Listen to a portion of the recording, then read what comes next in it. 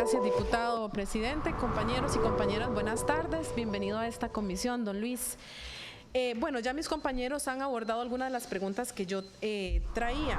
Sin embargo, pues tengo algunas otras. Bajo el entendido que usted no va a contestar, igual vamos a hacer las preguntas y le voy a contar de dónde nace cuál es el contexto de esto. Esto, como bien lo decía nuestro compañero Drago Dolanesco, inició con Otón Solís, fíjese usted. Otón Solís, el fundador del partido que hoy usted defiende, el partido que lo tiene usted aquí hoy sentado en una comparecencia en el primer poder de la República para poder atender a un golpe a nuestra constitución política a través de un decreto que violenta nuestra constitución, que supongo usted conoce. ¿Conoce la constitución política, don Luis? Me abstengo, señora diputada. ¿Usted conoce qué dice el artículo 24 de nuestra constitución? Me abstengo. No se preocupe, yo la traje aquí. Voy a leerle lo que dice el artículo 24 para que también consten actas. Dice: se garantiza el derecho a la intimidad, a la libertad y al secreto de las comunicaciones. Son inviolables los documentos privados y las comunicaciones escritas, orales o de cualquier otro tipo de los habitantes de la República, o sea, todos nosotros y los costarricenses. Sin embargo, la ley cuya aprobación de reforma requerirá de los votos de 2/3 de los diputados de la Asamblea Legislativa fijará en qué casos podrán los tribunales de justicia ordenar el secuestro, registro o examen de los documentos privados cuando sea absolutamente indispensable para esclarecer asuntos sometidos a su conocimiento. Más adelante dice: una ley especial aprobada por 2/3 del total de los diputados determinará cuáles otros órganos de la administración pública podrán revisar los documentos que esa ley señale en relación con el cumplimiento de sus competencias de regulación y vigilancia para conseguir fines políticos. Asimismo, indicará en qué casos procede esa revisión.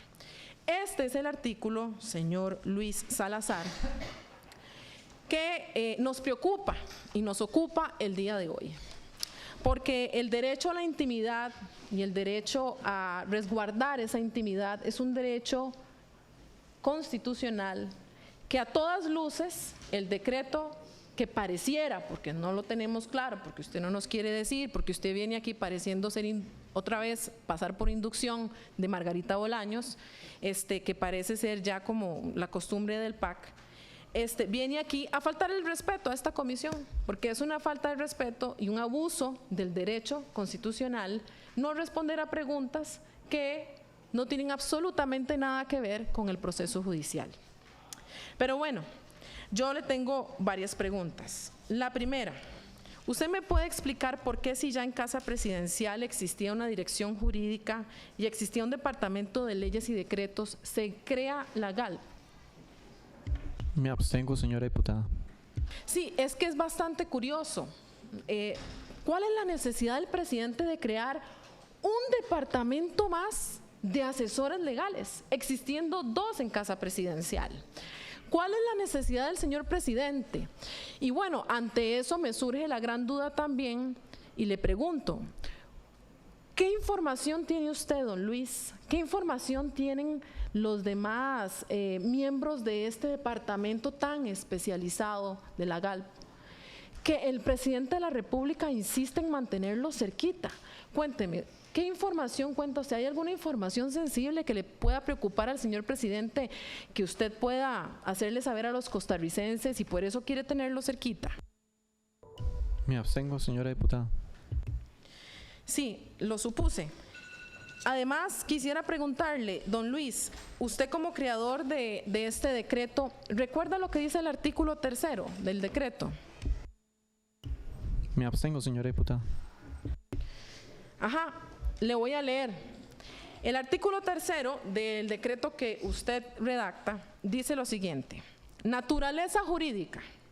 La unidad presidencial del análisis de datos será una unidad de nivel político estratégico que asesora directamente al presidente de la República y su despacho. Ejercerá una función permanente y dependerá de la presidencia de la República. ¿Usted me puede explicar por qué en ese artículo usted mete la palabra político estratégico? Me abstengo, diputada. Bueno, usted se abstiene, pero yo creo que queda bastante claro. Vamos a ver, el artículo 7 le da una libertad absoluta al poder de la República de tener acceso a la información de los costarricenses, violentando el artículo 24 que ya le leí, que dice que solamente podrán obtener información a través de un proceso judicial, y lo dice muy claro nuestra Constitución. A pesar de eso, se crea un decreto que le pasa o pretende pasarle por encima a nuestra Constitución política.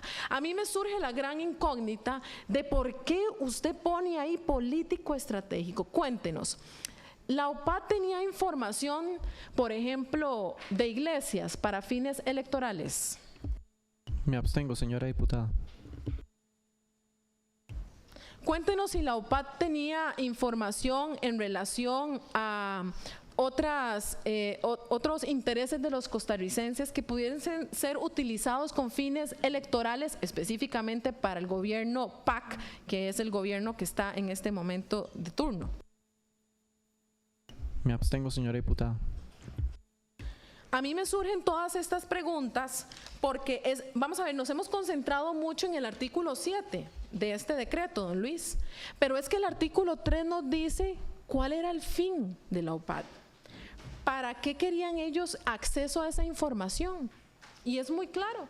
Dice, la unidad presidencial de análisis de datos será una unidad de nivel político estratégico.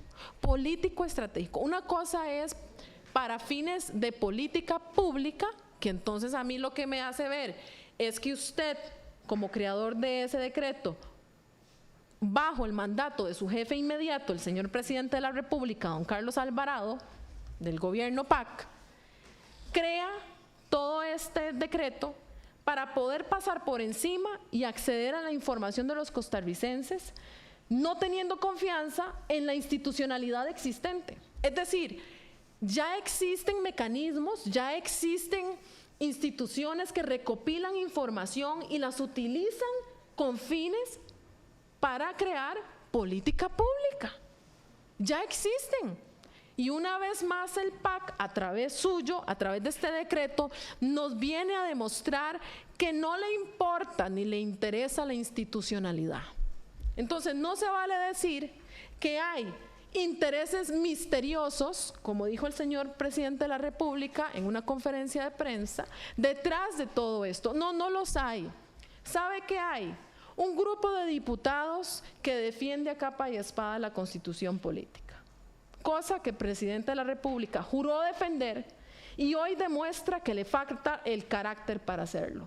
Le falta el carácter para hacerlo porque usted todavía está en casa presidencial. Usted, el creador de este decreto, todavía está en casa presidencial, teniendo un proceso judicial encima. Y voy a traer a colación algo que dijo nuestra compañera Paola Vega el día de hoy, en relación a nuestro compañero Jonathan Prendas. Y se rasgó las vestiduras a lo largo diciendo que Jonathan no podía acudir a una reunión porque contra él había un proceso de investigación. Pero usted, con un proceso de investigación como sospechoso de haber querido golpear nuestra Constitución política, nuestra Carta Magna, la base más sólida de nuestra democracia, don Luis, tiene el descaro de mantenerse en casa presidencial. Porque es un descaro, don Luis.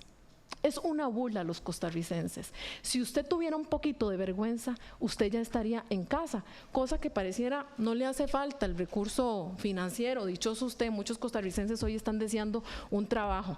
Entre ellos el porcentaje más alto radica en las mujeres. Mujeres que hoy están viendo cómo llevan el pan a sus casas. Vergüenza debería darle usted mantenerse en casa presidencial, siendo usted el creador de este decreto.